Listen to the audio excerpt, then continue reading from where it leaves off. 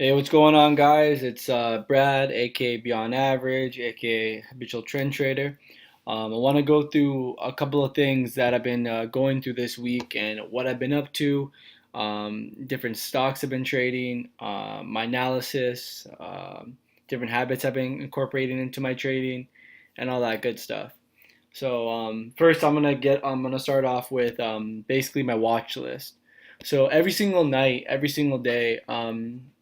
If I have time at home, if I'm there to watch the market in the morning, or I'm able to watch the last hour of the market, basically I'll open up a few stocks and I'll just start evaluating it.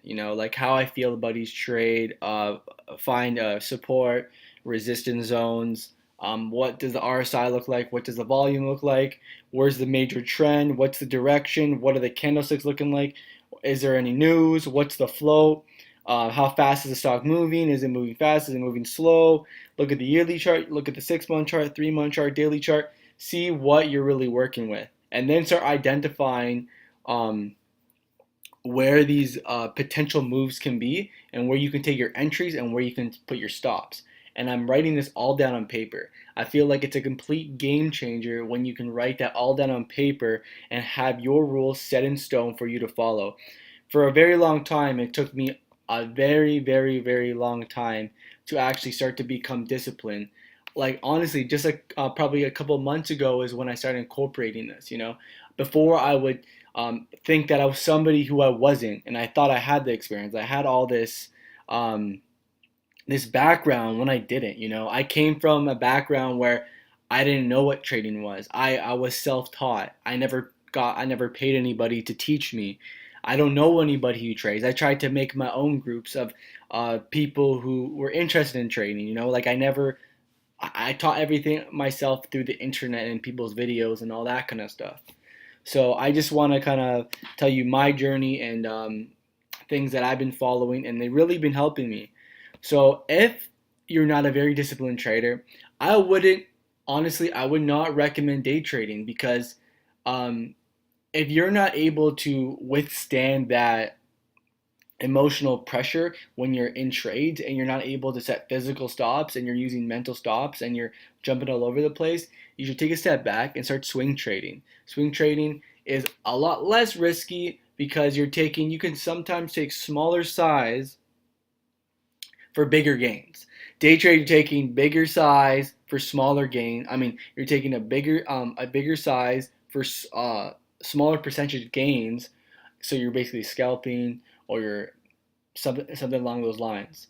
So I would just say, if you're somewhat of a beginner, intermediate trader, swing trading is the best way to start getting your feet wet and start becoming a disciplined trader. Don't just look at all these guys that are making all this money and think I can do that too. Let me do it. But you have to feel what they felt. You gotta go through what they went through. We all have our own journey. So every single night, I review all the stocks that look good to me. I go to finviz.com. I don't know if you guys ever been to Finviz. It's basically a stock screener where you can um, eliminate all the noise and start looking at the stocks that you really want to look at. So here I have a bunch of good stocks. So price under $5, change up 5%, and current volume over 500K.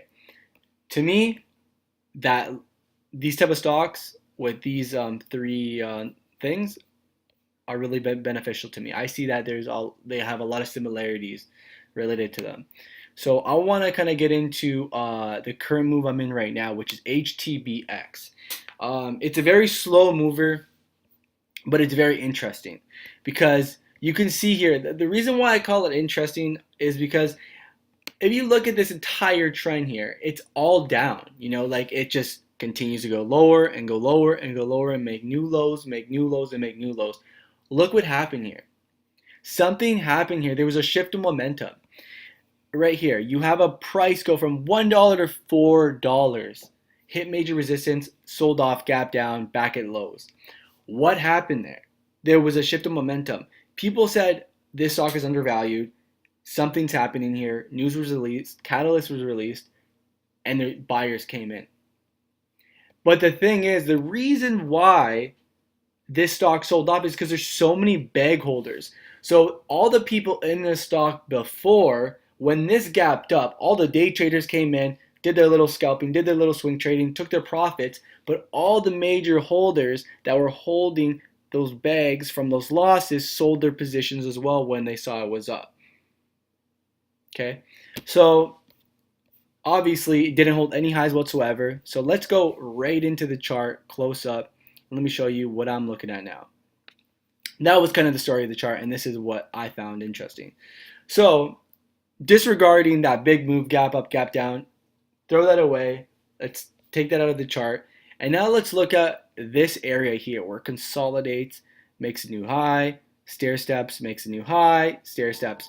So I indicated support level here at $2.02, support level here at $2.02.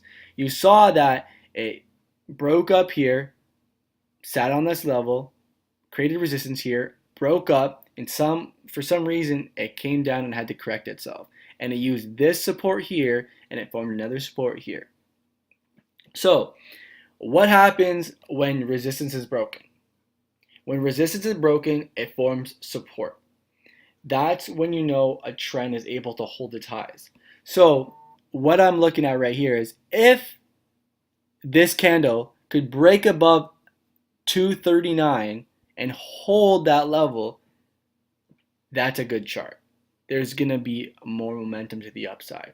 We see that, like, my target is 294. I don't know if it's going to reach $2. I don't know if it's going to retrace the whole move like that. But I set my stop at 223 and I got in at 234 for the anticipation of that break, right? So that was my anticipation. It was approaching it. It formed two dojis. These are daily candles. One doji, two doji. Boom, you have a breakout. Closed strongly at the high of the day, which gives me even a stronger confirmation that this stock has upward ability and a further move to go. So yeah, like RSI is pretty good. Yes, there's low volume, but don't get it mixed up. We're dealing with a low float here. It's only, what is it, 5 million shares? Extremely low float. So we're looking at a really good stock here with potential to make huge gains. You saw that this move happened here. Something could happen here the way it's curling up like this, able to close on that resistance, forming a support. So tomorrow we're going to look towards if it can hit 250 and continue to close higher. Because right now, 3 days green, we're looking good. We're looking like there's a shift of momentum here. So CHEK. Nothing's really happened here yet, but these are one of my favorite moves. It always happens.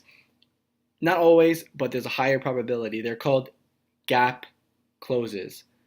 They're going to close the gap. It's a self-fulfilling prophecy. So whenever you see a gap down, if the move is not substantially lower, there's a probability that it will close the gap. So right now it's consolidating. We're looking for it to close at that $9 level. So we have a $4 move here. But the thing is, you would not take your position until it totally confirms that it's shifting its momentum. So here, I'd say the shift of momentum would be at 478, 480, stronger confirmation, $5 range. As soon as you see that level break, you take your position because now you're filling the gap. If I were to look back at old charts like AEMD, filled the gap here. That's why I drew the box. It's very, very high probability. It's a great setup to take. It just takes some patience sometimes. VSTM. I also believe that this was another trade. VSTM. You have a gap down, you have consolidation, you have the close of the gap. You don't know how long it takes, but it closes the gap. The reason why I drew that box is for the close of the gap. So if I were to look at, let's say, ATRS, I'm not sure about ATRS, no. Acre, I think Acre is a stock that closed the gap. I'm like probably 100% sure. Okay, exactly, right here. I didn't draw the box where the gap was, but let me do it now so you guys can see it clearly if you guys are watching it. Okay, so this is the gap fill. I don't even know how much easier this can get, you know. Obviously, I miss moves. Everybody misses moves, but this is you know what, like ABC 1, 2, 3, easy. You see this type of move, you wait for confirmation to the upside, you look for the volume, and you take your position. You know what? It doesn't always have to be news. It's a self-fulfilling prophecy. Someone believes it, everybody believes it, we all hop in, momentum shifts, bulls come in, we close the gap. And you know what? When it closes the gap and makes a newer high, this is a strong shift in momentum. So look at, we had a gap down all the way to 11 cents, close the gap 35 cents. Imagine taking $1,000 position, $2,000 position. What a gain that would be. That's great, right? So that's basically my move right now. I'm looking at CHOOF as well because it's very interesting. Why is it interesting? Because basically it's a relatively new marijuana stock. Marijuana in Canada is being legalized October 17. And as you can see, I was waiting for it to, because like I thought it was a little bit overbought in this territory here when it gapped up out of this consolidation, gapped up, and it started making candles like this. It was kind of choppy. It wasn't making new highs. It just went a little bit higher every day and it would drop. I wanted to see it open even higher than those candles to show that there's still strength. So I don't know what price this can go to, but I see that there's a strong probability of this continuing to $2, $3 range. If you look at Kush bottles, for example, I go to Kush bottles. Sorry, it's not called Kush, it's called KSHB, Kush bottles. Kush bottles, similar, not in the like, not the exact same price, but like this is because marijuana is becoming legalized in Canada. All marijuana stocks are running, and this is just a potential mover to that you could capitalize in. So these are just like random plays that I'm looking at, setting targets every day. Like I said, I analyze the charts. I see where I'm gonna set my entry. Where am I gonna set my my exit, my stop? Where am I going to hesitate? Where am I going to take my partial? Where am I going to set my alert? Why do I like it? Where's my support? Where's my resistance? What is RSI looking at? Like, what's really happening? I'm really trying to figure it out. So here in this chart, AKTX, you have a lot of consolidation here. So 223, I would take my position. I think, let me see where I set my alert. I think it's at the $2.03 range. Not The alert is not for me to take the position, but the alert is to see like, okay, there's a shift in momentum. ATRS, great play. The thing is, there's not enough strength in the move. I actually took a loss on this because I did not allow it to break fully. If we look closer here, I was able to make money on this move about, I think, back in March or something like that. While I was still in school, I made money on the swing trade of this. I bought in at like 230. I sold at 291, and it hit a high of 294, 295. Sorry. So I thought, okay, stocks creeping back up to previous highs, and what did it do? Sorry, where is it? 294, 295. I don't really remember exactly, but it was creeping back up to those levels, and it did not. I took my position above that break, but I didn't wait for the $3 confirmation. That's why I have this thick red line here. I should have waited for it to break above that $3 level, but I didn't, and I missed my opportunity there. But well, there was no opportunity to begin with, but I just should have been concerned about that. This NIHD, very interesting play. I like the way I marked it out. I actually was tracking this for 3 days, and I was very concerned on taking this position. I should have. It would have been $75 gain, and I was looking at it for a swing trade, but it had a I got the alert sent to me, and I hopped in late. So my target was $3.04, and I saw it probably 5 minutes after it broke that level at 322. 322, look what happened here. It went up to 330 and came down, right? It came down that day, and I took I believe, 11-cent loss on like 250 shares. Not not a lot whatsoever. It was like $40 loss. So closed my position. It was kind of like a FOMO play, like fear of missing out. So my target was 304, getting in at 304, but I got in late, and I thought it could move up to this point here, this resistance here, 340, and it didn't. So it actually came back down to $3.05, and I took a second position. That was my target. I wrote it down on my paper and everything. That's what I was gonna do 2 days ago, right? Take my position at 304. But what happened was I went to 304, went to 320. These are daily candles, so you don't really see it because like each thing represents a day. So inside of this candle is more candles. So I went to 305. I got in immediately, and it went to 320. My target was 322 because I didn't think it had its strength to go to the high of the day or further. So I held, and then nothing really happened. I took a $4 loss on it. So I sold for a gain, but it didn't cover commission, so I took a $4 loss nonetheless. Next day, sold off, as you can see, and then broke back past 305. Once it broke past 305, it went all the way to 360, basically 370 level, 2 days straight. Held that 304 level, very strong support. Look at that. 1 touch, 2 touch, 3 touch, 4 touch, 5 touch. Like, great play. I drew this box because this is the very major area where if this was to sell off, this would be a major buy area for anybody to capitalize on, right? And here was just like, okay, sell off. You have 1 point of support here.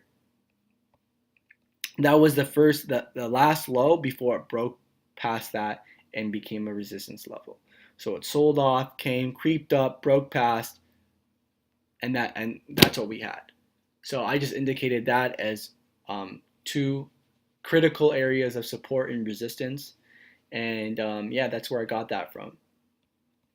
So NIHD, I had the right mentality towards it, but I rushed it. I turned the swing trade into a day trade, into a scalp trade.